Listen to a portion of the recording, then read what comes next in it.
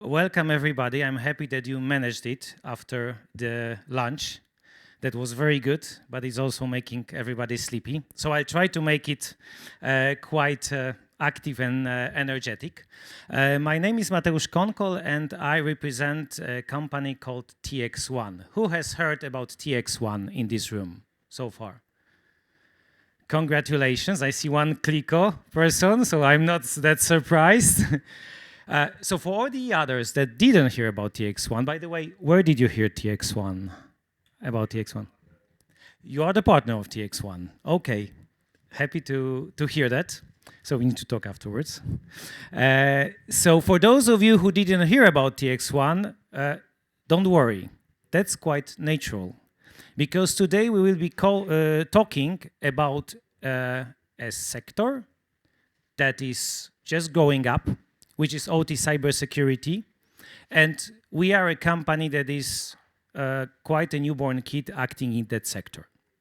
But before we go into more details, just so that we all have the same understanding what we will be talking about today.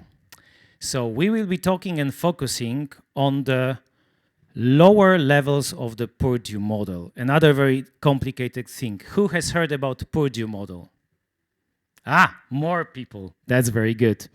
So the Purdue model is a model that is describing in the industrial companies how the architecture of the whole, let's say, IT systems and production systems looks like, from the process, the shop floor, up to all the ERP systems, etc. And we will be focusing today on the three bottom layers. So from the processing, from the production line to the site control systems, SCADA, HMIs, DCS, everything that manages production.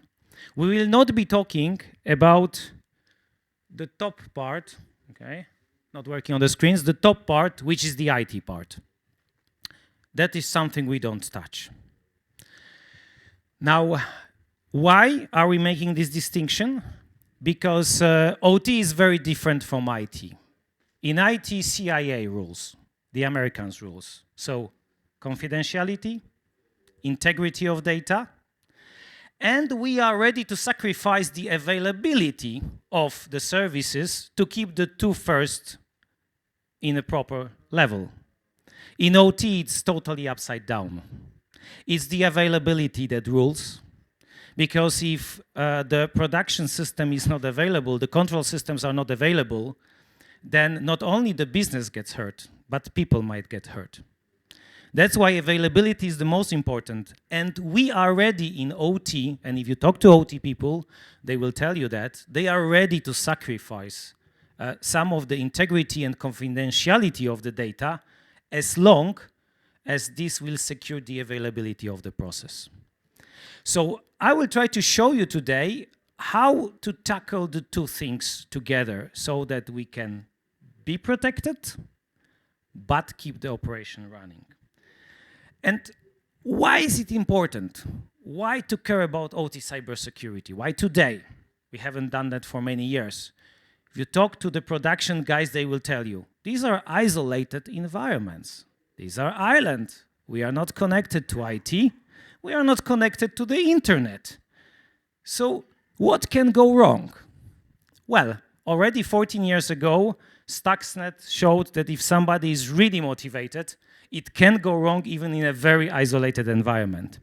And since then, the situation has changed quite dramatically. If we look at this slide, that is a combination from 2 years ago almost, 1.5 years ago, of different attacks that happened on the production infrastructure across the world, we will see that first of all, there's many of them.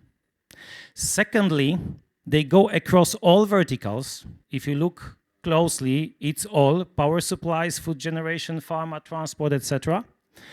And there are multiple vehicles of attack going on here. And in fact, if you look at it from a quantitative perspective, the studies shows that it's growing exponentially right now, year over year. Other studies also show that any attack that hits the IT layer in a production company, in 85% of the cases, is also impacting today the production itself, the OT layer. That's why we need to start caring about that. And this is one of the reasons why all the regulatory bodies across the world are working, or has been working recent years, on regulations that will actually enforce implementing tools to protect OT. And in Europe, in European Union case, is the NIS2 directive, which is an evolution of NIS1. It's been formally voted or published 1 year ago, more than 1 year ago, January 2023. And by October this year, all the member states need to produce and implement local regulations that will actually follow NIS2 directive. By the way, what's the situation in Hungary? Is it already voted? Will you have it voted? It's voted already. Okay, so you're as good as we are. It's voted in Poland as well. Will be, probably end of October 2024. But anyway, it's coming. And in NIS2 directive, as you will see, it's a big extension of what was... sorry, one more thing that is important here is that the NIS2 directive is clearly stating that the purpose of it is to provide better OT security. So they are saying it loud and clear. And to make it even more clear, they are also pointing to all the industries and verticals this directive will touch. And as you see, there are much more of them than in NIS1. Some of the big ones is food production and distribution, it's water treatment, it's sewage, it's garbage treatment, so it's manufacturing, it's all the chemicals production and treatment, so many industries in all of our countries. And if we look into more details, what the NIS2 directive expects or imposes is that any entity that will be under this directive or the local versions will have to implement technical, operational, and organizational measures to manage the risks posed by the security of their systems to make sure that the service is not affected or the services of their contractors are not affected. And they go even in more details, and they provide a whole set of very detailed requirements that are to be implemented, which goes down to 3 major packs. It's risk assessment with asset inventory, asset inspection, and process inspection. Probably here we are the closest because the first wave of solutions like Claroty, Nozomi, Windows Defender are already providing some data on that. But then it's also risk mitigation, so everything about protection, and there is incident management in this space. So if we want to get those companies secure, if we want to implement NIS2, how to properly approach the security of OT systems? So one important thing at the beginning. Although many of you might think, well, let's just copy what we did in IT. Yeah, we are protecting IT environments since many years. And some of the sectors like finance did it left to right, bottom to top. Yeah, we've got EDRs, XDRs, SOARs, CMs, etc., etc. Why not to just implement it in OT? Well, the bad news is that's not a good fit. That's not a good idea. And the reasons for that are that OT is different from IT. And just to give some examples from the important parts. First, what is old in IT is just the beginning of the story in OT. OT networks are being built to last 10, 15, sometimes 20 years.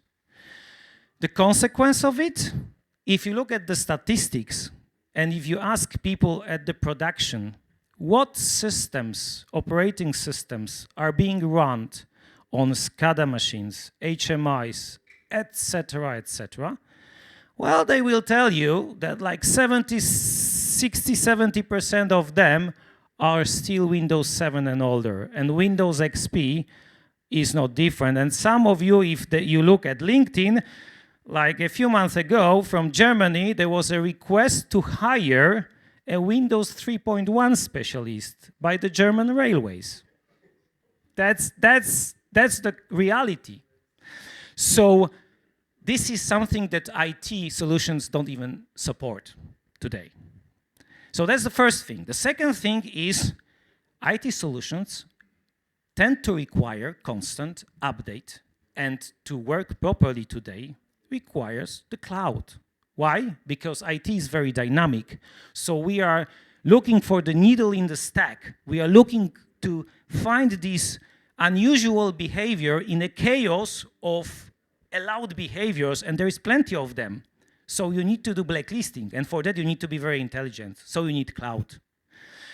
And we don't want the OT or production networks to be opened to the external world. We still want to keep them as close as possible. So cloud-based solution is not a right fit.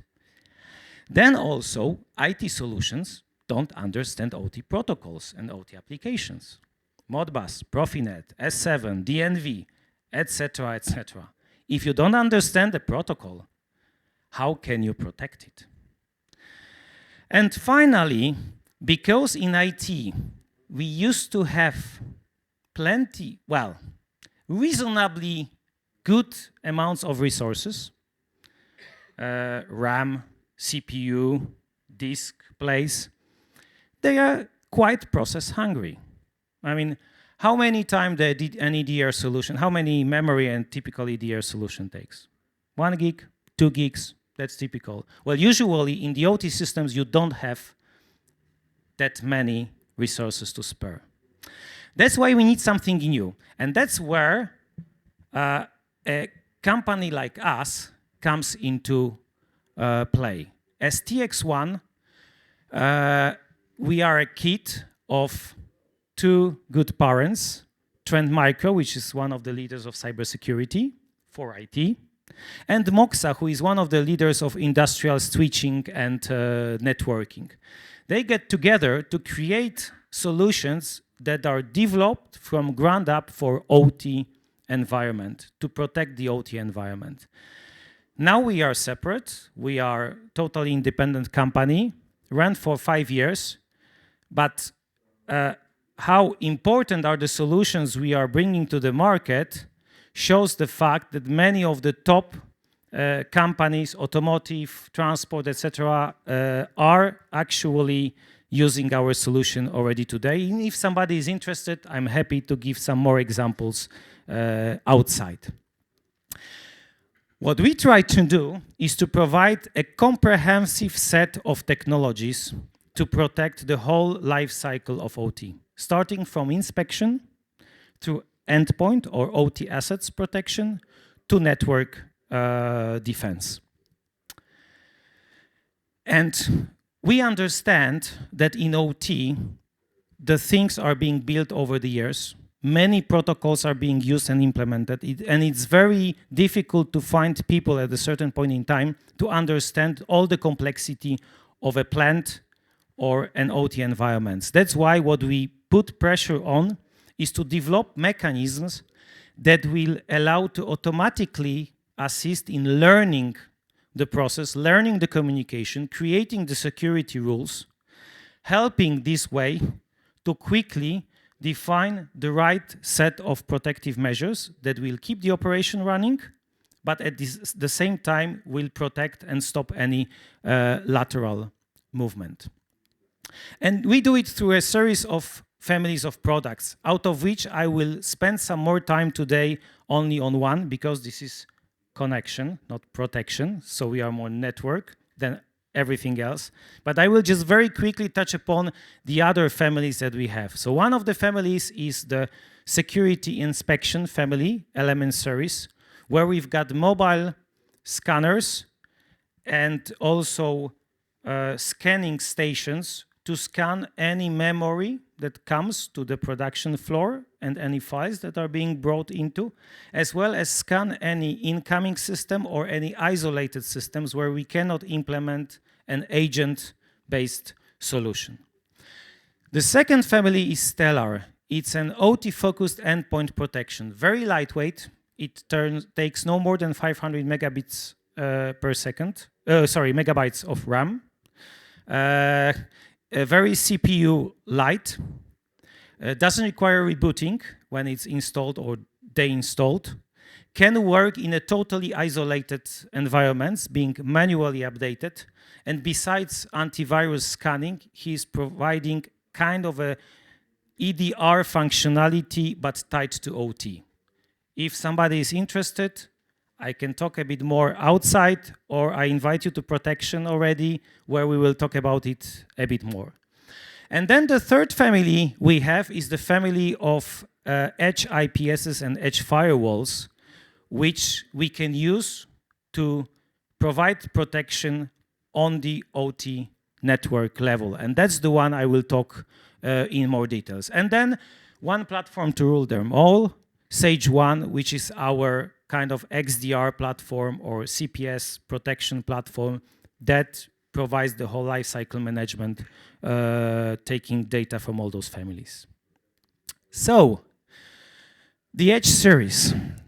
The Edge series is all about tackling some of the major requirements on the network level, also from NIS2, which is segmentation, up to microsegmentation, which is patching, providing defense or virtual patching for the assets that we've got in the OT environment, which is access control.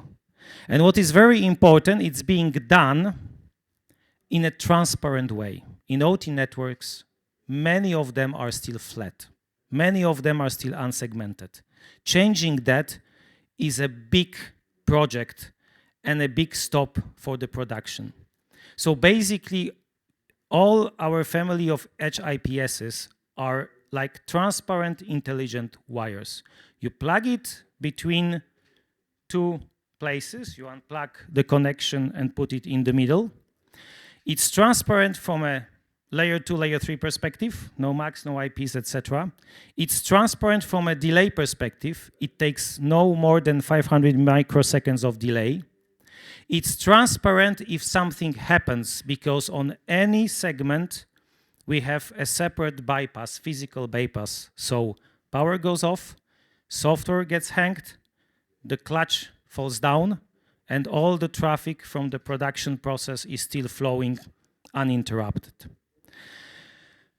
They scale from very small ones to very big ones, so that we can do the protection on many levels, from protecting a single asset to putting them somewhere in the center and segmenting bigger chunks of the network. And what are the major roles that they provide? So first of all, segmentation, microsegmentation. And we can do it without altering the existing networking infrastructure. Whenever the edge IPS sees the traffic, he can filter it out from layer 2, so kind of virtual VLANs, not really VLANs, but we can set up who can talk to whom.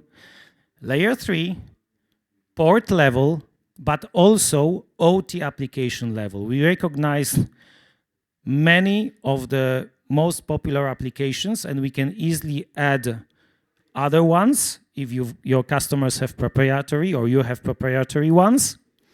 And we can set rules on this level, from segmenting single device to, for instance, providing segments between different process islands or between the control systems and the PLCs. Another thing that it does is virtual patching. As you might have noticed, the same as for IT systems, the OT systems are having holes. And if you look at Schneider sites, Siemens sites, Honeywell sites, etc., every month right now they are publishing a set of CVEs related to their equipment.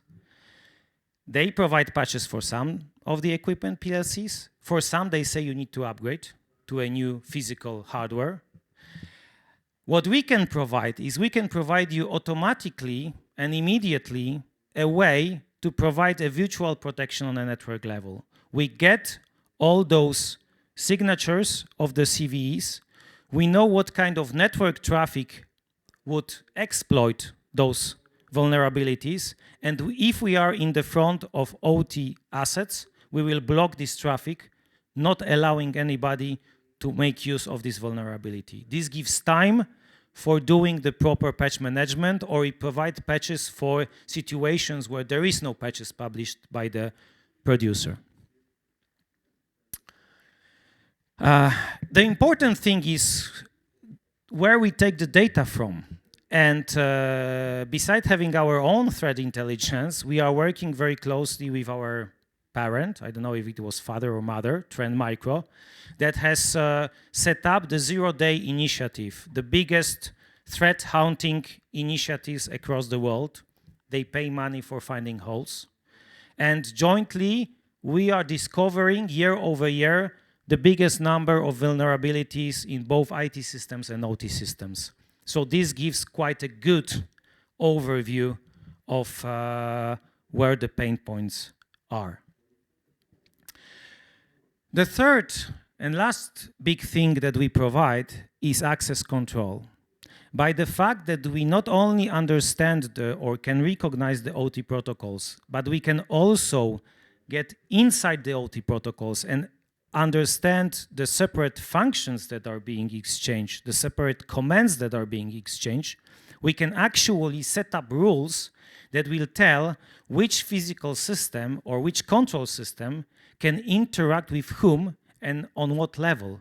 We can say that this engineering station can only read data from these PLCs, but the second one can not only read data, but also set data, change the data on the PLC level. And we do it for multiple OT protocols out of the box, which allows you for a very granular control. And all of that with an auto-learning function. We tend to say that if this box is plugged into an OT network and left for the time duration of a production cycle, he will make a fingerprint of this production cycle, telling exactly who should talk to whom and what kind of data to exchange to make the process work. Of course, this is not automatically applied. It's a set of rules that then the OT specialist can review, can change, can optimize, can add things to that, like reaction to the incident that will not happen in a normal process. But once that is done, we can make the decision to either send alarms if something is outside of this fingerprint or block it actively, which will provide us protection of the process with blocking of any additional activity or lateral movement. How does that help or translate into NIS2? Well, if you look at it, and I'm just focusing on this networking part of our solutions, it's actually provide you tools and addresses many of the aspect NIS2 is requiring, starting from asset inventory, because learning the process and who talks to whom, we also learn about these assets and endpoints. It's process inspection. In the risk mitigation, it's both vulnerability management through the virtual patching function, as well as active protection of both the control systems and the physical production line. It's segmentation, not only on the network level, but we can go up to level 7 with the understanding of OT protocols. And it's access control, as I've showed you, again with understanding and granularity of the OT protocols. And finally, in incident management, it's the fast reaction to an incident, because in fact, we are not just monitoring the OT network and providing alarms for somebody to act upon. We provide active protection, so automatic reaction to any atypical behavior that can occur in the network. And incident profiling through the logs that we will send about any traffic that is either within the fingerprint if you want it, but certainly for any traffic and any activity that is outside of a normal process fingerprint. And that's all from my side today. If that is of interest to you, I invite you for some one-on-one discussions outside. I'll be happy also to talk about the other families of our solutions. And I keep my fingers crossed for a secure and protected OT environment in Hungary. Thank you very much.